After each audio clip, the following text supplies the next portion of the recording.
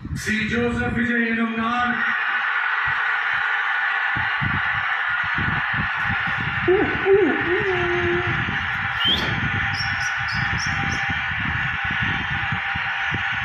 சட்டப்படி அமைக்கப்பெற்ற